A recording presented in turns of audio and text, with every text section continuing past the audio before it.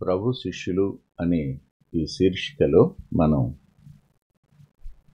సీమోను పేతురు గారి జీవితాన్ని అధ్యయనం చేస్తున్నాం.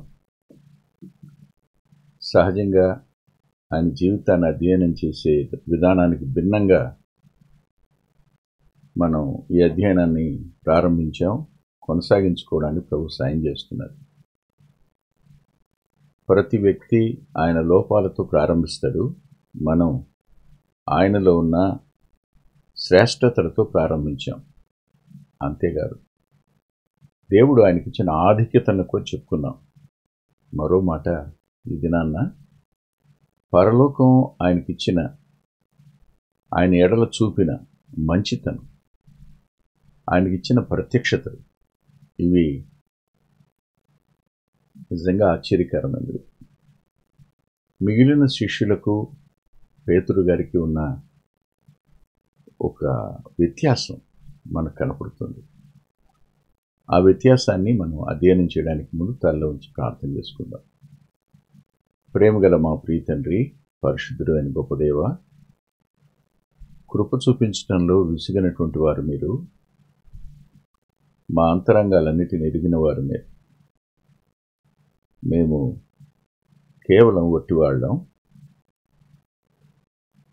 మట్టి పాత్రలలో జీవాన్ని నింపగలిగిన దేవుడో నీవు. మట్టి కటాలలో మహిమైశ్వర్యాన్ని నింపిన వాడివి కదా నాయన నువ్వు. ఈ దిన సమయాన్న ఈ లేఖనాన్ని మేము అధ్యయనం చేస్తూ ఉండగా, ఈ సమయం కోసం ఎదురు చూస్తున్న మా ప్రియుల ఆకలి తీరినట్లుగా నీ దాసుని మరుగుపరచండి, వాక్యం వెల్లడి అవ్వడానికి సహాయపడమని యేసుక్రీస్తు ప్రభువారి పేరిట ప్రార్థిస్తున్నాం తండ్రి, ఆమేన్. ప్రభు 5 రొట్టెలు 2 చేపల గురించిన సందర్భాన్ని 4 సువార్తల్లోనూ వ్రాయించారు.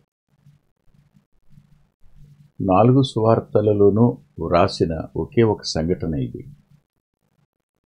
ఈ సంఘటన వద్ద ప్రజలు మరుసటి రోజు మరలా వారు ప్రభువుని వెతుక్కుంటూ వచ్చారు. నిన్నటి దినం బహుశా కడుపు నిండా తిన్నారు. మళ్ళా జనం అంతా వచ్చారు, మళ్ళా ఆయన పెడతాడు తిందామని. అప్పుడు ఆయన వారితో, మీరు రొట్టె కోసం వస్తున్నారు కానీ నిత్య జీవాన్ని పొందటానికి రావటం లేదన్నాడు. మీరు సూచనలను చూచుట కాదు కానీ రొట్టెలను భుజించి తృప్తి పొందుటకే నన్ను వెతుకుతున్నారని మీతో నిశ్చయముగా చెప్పుచున్నానని యోహాను సువార్త 6వ అధ్యాయం 26వ వచనంలో అన్నారు. అది వాళ్ళకి కష్టం అనిపించింది. కష్టం అనిపించినప్పుడు ఆయన వారితో చెప్పిన మాట ఏమిటంటే, మీరు క్షయమైన ఆహారం కోసం కాదు, అక్షయమైన ఆహారం, నిత్యజీవం కలుగజేయు ఆహారం కోసం కష్టపడండి అయ్యా అన్నారు. ప్రయాణించి రావడం అనేది కష్టమే. ఆ దినాలలో ప్రయాణం అనంటే దేవుని సుఖవంతమైన ప్రయాణం కాదు. వారు కాలినడకన రావాలి, లేదు సముద్రం మీద దాటి ఇద్దరికి రావాలి. వారు కష్టపడి వచ్చారు, కానీ వారు కేవలం భౌతిక సంబంధమైన వాటి మీద మనసుంచి వచ్చారు. ఈరోజు కూడా ప్రభువును వెంబడించడానికి అపవాది చూపించేటువంటి అద్భుతమైన ఆకర్షణ ఏమిటంటే, రండి కలిసి వస్తుందని, రండి బాగుపడిపోతారని, రండి గొప్పవాళ్ళు అయిపోతారని. కాదనడం లేదు నేను, కానీ ఆయన వచ్చింది ఈ క్షయమైన వాటిని ఇవ్వడానికి మాత్రమే కాదు, ఆయన అక్షయమైన వాటిని ఇవ్వడానికి వచ్చారు. ఆయన వద్దకు వస్తే నిత్య జీవం లభిస్తుంది. ఆయన దగ్గరికి మనం వెళితే రక్షించబడతాం, అంతరంగ శాంతి లభిస్తుంది, పరలోకపు తృప్తిని పొందుతాం, జీవం మన సొంతం అవుతుంది, మనం దేవుని పిల్లలం అవుతాం, తీర్పు నుండి తప్పించుకుంటాం, నరకం నుంచి కాపాడబడతాం, పాప బానిసత్వం నుంచి విడుదల పొందుతాం, అపవాది చెర నుంచి కూడా తప్పించబడతాం. ఇవన్నీ కాదు, వీటిని చెప్పరు, భౌతిక సంబంధమైన వాటి గురించి మాట్లాడతారు. అందుకని ఆయన కొంచెం వారితో ఈ మాటలు కఠినంగా చెప్పారు. చెప్పినప్పుడు వాళ్ళు మేము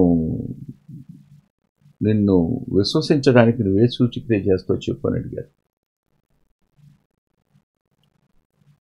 అంటే ఎందుకు ఈ మాట అడిగారు?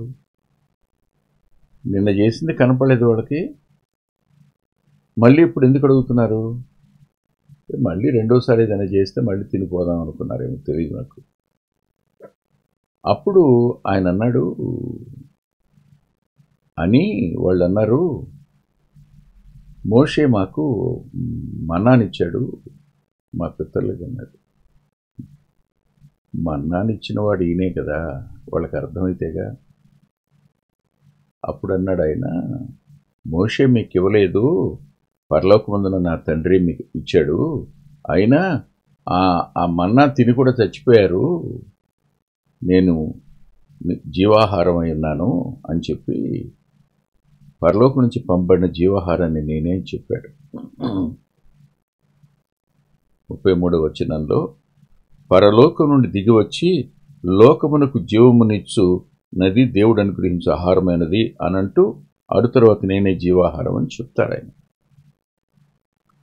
ఈ మాటలు చెప్పిన తర్వాత వారు ఆయన మాటలు వారికి కష్టంగా అనిపించినాయి. అప్పుడు ఆయన అన్నాడు, 35లో జీవాహారం అన్నవాడు నా ఎద్దుకు వచ్చేవాడు ఏమాత్రం ఆకలి కొనడు, నా యందు విశ్వాసం ఉంచేవాడు ఎప్పుడు నువ్వు దప్పికొనడు అన్నాడు. భూ సంబంధమైన భౌతిక సంబంధమైన కేవలం శరీర సంబంధమైన ఆకలి దప్పికల గురించి మాట్లాడలేదు ఆయన. సుకారుబావ దగ్గర ఆమెతో చెప్పాడు ఆ శరీర సంబంధమైన కోరికలను గురించి, లోక సంబంధమైన ఆశలను గురించి చెప్తున్న మాటలు ఇవి. అప్పుడు మీరు నన్ను చూచి ఉండి విశ్వసింపక ఉన్నారు మీరు అని అంటూ, నా శరీరము తిని నా రక్తం త్రాగువాడు నిత్య జీవం కలవాడు అన్నాడు. ఇదేమిటినా, మనం ఈరోజు మళ్ళీ ఆయన పెట్టే ఆహారం కోసం వచ్చామని నా దేహాన్ని తినండి నా రక్తాన్ని త్రాగండి అంటున్నాడా? ఈ మాటలు చాలా కఠినంగా ఉన్నాయి కదా అని అనుకున్నారు వాళ్ళు. అనుకుని ఆయన వద్దకు వచ్చిన వారు ఆయన విడిచిపెట్టి వెళ్ళిపోయారు. ఇదే మాట యోహాను సువార్త 6వ అధ్యాయంలో 60వ వచనం, శిష్యులు అనేకులు ఈ మాట విని ఇది కఠినమైన మాట, ఇది ఎవడు వినగలడని చెప్పుకొనిరి అని రాస్తుంది. యేసు తన శిష్యులు దీని గురించి సణుక్కొడుచున్నారని తనకు తానే ఎరిగి వారితో ఇట్లన్నాడు, దీనివల్ల మీరు అభ్యంతర పడుతున్నారా? అలాగైతే మనుష్య కుమారుడు మనుకున్న చోటునకు ఎక్కుట మీరు చూచినప్పుడు ఏమందురు? ఆత్మయే జీవింపు చేయుచున్నది, శరీరము కేవలము నిష్ప్రయోజనము. నేను మీతో చెప్పిన మాటలు ఆత్మయు జీవమునై ఉన్నవి అన్నాడు. మీలో విశ్వసింపని వారు కొందరు ఉన్నారని. అటు తరువాత చాలామంది ఆయన విడిచిపెట్టి వెళ్ళిపోయినట్టుగా, అప్పటి నుండి ఆయన శిష్యులు అనేకులు వినదీసి మరి ఎన్నడూ ఆయన వెంబడించలేదని 6:66 భలే మాట, 6:66 వెనక్కి తిరిగి వెళ్ళిపోయారు. అంటే వారిని అపవాది వెనక్కి తీసుకుని వెళ్ళాడు. అప్పుడు ప్రభు ఉన్న 12 మంది వెంక చూసి, మీరు కూడా వెళ్ళిపోవాలనుకుంటున్నారా? మీరు కూడా వెళ్ళిపోవాలనుకుంటున్నారా? ఆయన మాట చూడండి. మీరు కూడా వెళ్ళిపోవాలని ఉన్నారా నీ 12 మందిని అడుగుగా ఎవరూ మాట్లాడలేదు. సీమోను పేతురు నోరు తెరిచి అన్నాడు, ప్రభువా, ఎవని యొద్దకు వెళుదుము? నీవే నిత్య జీవపు మాటలు గలవాడువు, నీవే దేవుని పరిశుద్ధుడు అని మేము విశ్వసించి ఎరుగున్నామని ఆయనతో చెప్పాను. ఈ మాట పేతురు నోట ఎరిగి మాట్లాడిన మాట అయితే కావచ్చు, కానీ పరలోకం ఉంచిన మాట. పరలోకం ఇవ్వకపోతే ఎవరు ఏ గ్రహింపును పొందలేరు.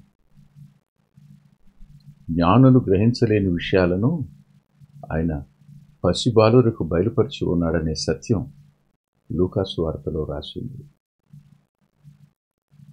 వాస్తవానికి పేతురుకు అర్థమైన మాట, పేతురుకు పరలోకం చూపించిన మంచితనంగా నేను భావించి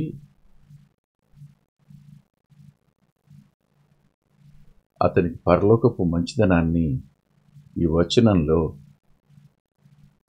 నేను స్పష్టంగా చూడడానికి ప్రభు సాయం చేశాను. పేతురు అన్న మాట ఏమిటి? ప్రభువా, ఎవని ఎత్తు కొడతాం అంటే అర్థం ఏంటంటే ఇంకెవ్వరూ లేరు మీరు తప్ప. You are only one person, మీరు ఒక్కరే. ఇంకెవరి దగ్గరికి పోం మేము, మీరే. ఈ మాట ఆయన దైవత్వాన్ని చెప్పటం లేదు. అంతేకాదు, ఇంకా ఇలా అన్నాడు, నీవే నిత్య జీవపు మాటలు గలవాడు, నీవే నిత్య జీవపు మాటలు గలవాడు. వాస్తవానికి మాట వేరు, జీవింపచేసే మాట వేరు, నిత్య జీవపు మాటలు వేరు. పలికే ప్రతి మాట ఒక వ్యక్తి అంతరంగంలో జీవాన్ని నింపలేకపోవచ్చు. ఎంత గొప్ప వ్యక్తి అయినా ఎదుటి వ్యక్తి అంతరంగాన్ని ఉజ్జీవింప చేయలేడు. ఉజ్జీవింప చేయగలిగింది జీవం మాత్రమే. కానీ ఆ జీవం నిత్యజీవంగా ఉండదు.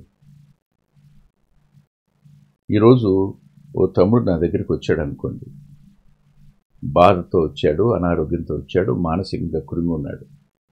ఓ పావు గంట 20 నిమిషాలు మాట్లాడిన తర్వాత, అన్నయ్య మీతో మాట్లాడాక ఇప్పుడు చాలా ధైర్యం వచ్చింది అన్నాడు అనుకోండి. ఏమయ్యాడు అతను? తెప్పరిల్లాడు. అతని మానసికంగా జీవం పొందాడు, అతడు శక్తిని పొందగలిగాడు ఈ మాటల ద్వారా. అవి నా మాటలు కాదు, దేవుని మాటలు కనుక. నేను చెప్పింది కూడా వాక్యం కాబట్టి. కానీ అదే మాట ప్రభు నోటి నుంచి వస్తే, ప్రభు నోటి నుంచి వచ్చిన మాట నీ నోట నా నోట ఆయన ఉంచితే మనం నూతన సృష్టి చేసిన వాళ్ళం అవుతాం. అందుకనే ఆయన శిష్యులను మీరు వెళ్ళండి అన్నప్పుడు, నా నోటి మాట సృష్టి చేసింది ప్రపంచాన్ని, మీ నోట నూతన సృష్టి చేసే మాటను ఉంచుతాను అనే పదం సరిగ్గా జీవపు మాట అనే మాట ఆజ్ఞల గురించి చెప్పబడిన మాట అది. యోహాను సువార్త 12వ అధ్యాయం 50వ వచనంలో ప్రభు అన్నారు, ఆయన ఆజ్ఞ నిత్య జీవమని నేను ఎరుగుదును అన్నాడు. ఆయన ఆజ్ఞ నిత్య జీవం. ఆయన నోటి మాట అది ఆజ్ఞ. అది ప్రతి మాట ఓ శాసనం, ప్రతి మాట నిలిచి ఉండేది, ప్రతి మాట దిద్దేది, ప్రతి మాట సరిచేయగలిగింది. ఆయన నోటి మాట నిత్య జీవం కలిగింది. అంటే ఎవరైనా ఎవని యందు జీవమున్నదో, లోకంలో ఉన్న జీవమంతటికీ ఉనికికి ఆయనే కారణం. ఆయనలో జీవముండెను అని యోహాను గారు తన సువార్త 1వ అధ్యాయంలో రాశారు. ఆయన ఆజ్ఞ నిత్య జీవం కలిగిన ఆజ్ఞ, బ్రతికిస్తుంది. అదే మాట శోధన సమయంలో ప్రభువు చెప్తాడు, దేవుని నోటి నుండి వచ్చే ప్రతి మాట వలన బ్రతుకుతాడు, రొట్టె వలన కాదు అని. నిత్య జీవం ఇచ్చే మాటలు కలిగిన వాడివే నువ్వు, నేను ఎవరి దగ్గరికి పెడతాం అన్నాడు.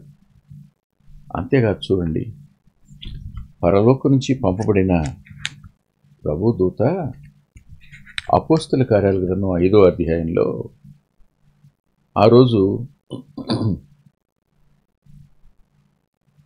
అపోస్తలులను చెరసాల్లో వేశారు.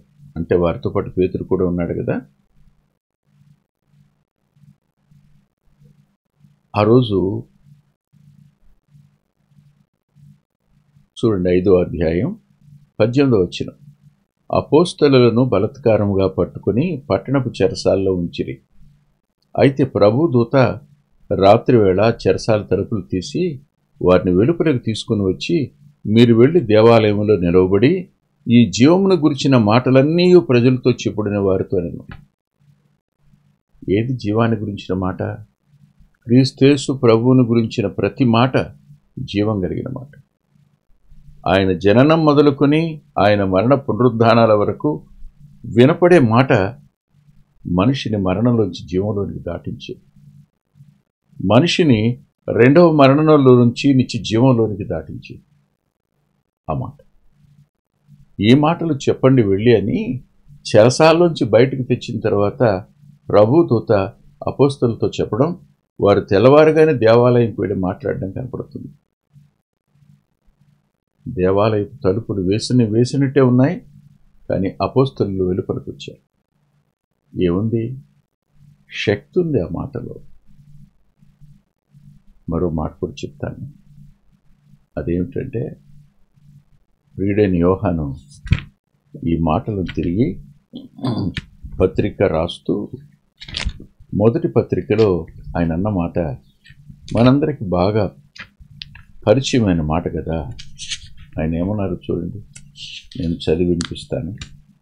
మొదటి అధ్యాయం 1వ వచనం చదువుతున్నాను. జీవవాక్యమును గూర్చినది ఆది నుండి ఏది ఉండెనో, మేమేది వింటిమో, కనులారా ఏది చూచితిమో, ఏది నిదానించి కనుగొంటిమో, మా చేతులు దేనిని తాకి చూచినో అది మీకు తెలియచేయుచున్నాం. ఆ జీవము ప్రత్యక్షమాయను, తండ్రి యొద్ద నుండి మాకు ప్రత్యక్షమైన ఆ నిత్య జీవమును మేము చూచి ఆ జీవమును గురించి సాక్ష్యమిచ్చు దాన్ని మీకు తెలియపరుచున్నాం. ఈ మాటలు ఇప్పుడు యోహాను గారు రాస్తున్నారు, కానీ ప్రభు సజీవుడిగా శరీరధారిగా ఉన్న రోజునే పేతురు గారి మాట చెప్పారు. ఆయన నిత్య జీవపు మాటలు కలిగినవాడు. ఆయనే నిత్య జీవం. ఆలోచించండి, మానవుడు మరణానంతరం 2 స్థలాలకు వెళ్ళిపోతాడు.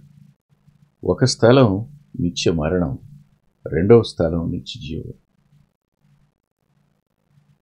నిత్యము మరణంలో ఉండడమే, మరణ యాతనలో ఉండడం. రెండవది నిరంతరం జీవిస్తూ దేవునితో ఉండడం. నిత్య మరణం అంటే దేవుని నుండి శాశ్వతమైన నిత్య జీవపు ఎడబాటు, నిత్య జీవం నుంచి ఎడబాటు. దేవుని నుండి శాశ్వతమైన ఎడబాటును నిత్య మరణం అన్నాం. దేవునితో శాశ్వతంగా ఉండడాన్ని నిత్య జీవం అన్నాం. నీ మాట మనిషిని బ్రతికిస్తుందయ్యా. నీ మాట మనిషికి తీర్పు నుండి తప్పిస్తుందయ్యా. నీ మాట మానవుణ్ణి నరకం నుండి కాపాడి పరలోకానికి చేరుస్తుందయ్యా అని చెప్పినమాట. ఈ మాట పేతురు గారు ఒక్కలే పలికారు. ఆలోచించండి, ఇది పేతురుకు ప్రభు తానే పరలోకం నుండి అనుగ్రహించిన ఉన్నతమైన శ్రేష్టమైన మంచితనం అనిపిస్తుంటుంది. అవును కదా? ఏమున్నా లేకపోయినా ప్రభు ఉంటే చాలు కదా. ఆయన మాట వింటున్నప్పుడు ఎంత సంతోషము, ఎంత సంతృప్తి, ఎంత జీవమో చెప్పడానికి వీలుగా. ఆలోచించండి, కృతజ్ఞత కలిగి ఉందా? ఆ మాటలు వినే భాగ్యం, ఆ వాక్యాన్ని చదివే భాగ్యం, ప్రభువుని అర్థం చేసుకునే భాగ్యం ఆయన మనకు అనుగ్రహించినందుకు ఈ భక్తుల ద్వారా ఆయన కృతజ్ఞత చెల్లిద్దాం. తల్ల ఉంచి ప్రార్థన చేసుకుందాం. ప్రేమగల మా ప్రియ తండ్రి, పరిశుద్ధుడైన గొప్ప దేవా, కొన్ని మాటలు చెప్పడానికి నీ దాసునికి మీరు ఇచ్చిన సమయం కొరకే కృతజ్ఞత చెల్లిస్తున్నాను. ఏమిచ్చినా నీ రుణాన్ని తీర్చుకోలేం. ప్రతి మాటలోనూ జీవం ఉంది. ప్రతి మాట మనిషిని బ్రతికిస్తుంది. ఆ మాటలు విని విశ్వసించిన వాడు నిత్యజీవం కలిగిన వాడవుతాడు. పేతురు భక్తుడు అన్నమాట, నీవు నిత్యజీవ మాటలు కలిగిన వాడవయ్యా అన్నాడు. మేము ఎక్కడికి పోదుము అన్నాడు. నీవు దేవుని పరిశుద్ధుడు అన్నాడు. అంటే పరిశుద్ధతకు చిరునామా మీరే కదా. మిమ్మల్ని కలిగి ఉన్నవాడు ధన్యుడు కదనే. బ్రతుకాలమంతా నీ కొరకు జీవించే కృపను మాకిమ్మని యేసుక్రీస్తు ప్రభు వారి పేరిట ప్రార్థిస్తున్నాం తండ్రి. ఆమేన్. ప్రభు చిత్తమైతే వచ్చే ఆదివారం ఉదయం 8:30 గంటలకు లైవ్లో కలుసుకుందాం.